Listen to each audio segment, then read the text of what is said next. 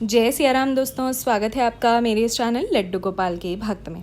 आज की इस वीडियो में हम जानेंगे कि हनुमान जी ने अपनी रामायण को, जिसे हनुमत रामायण के नाम से जाना जाता है, उसे समुद्र में क्यों फेंक दिया।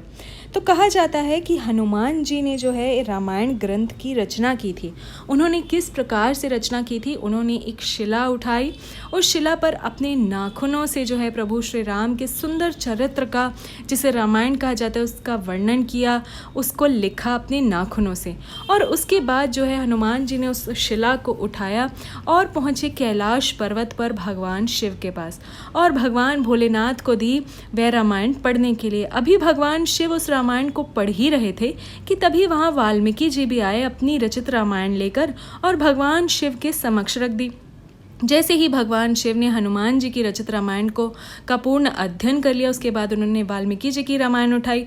तो उतने में ही वाल्मीकि जी ने हनुमान जी की रचित रामायण को उठाया और वो पढ़ने लगे, और उन्होंने हनुमान जी से कहा कि आपने जो रामायण की रचना की है वो रचना इतनी अति उत्तम है कि मेरी रामायण की रचना उसके सामने कुछ भी नहीं।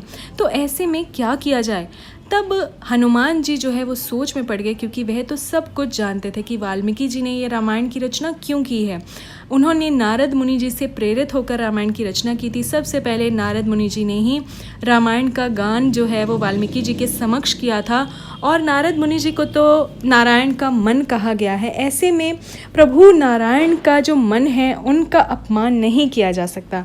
ऐसा विचार कर हनुमान जी ने अपने एक कंधे पर अपनी रचित रामायण को रखा और दूसरे कंधे पर जो है उन्होंने वाल्मीकि जी को बिठाया और समुद्र के पास गए, और वहाँ प्रभु श्री राम का ध्यान करके उन्होंने समुद्र देव का आवाहन किया और सदा सदा के लिए अपनी रामायण को जो है समुद्र देव को सौंप दिया।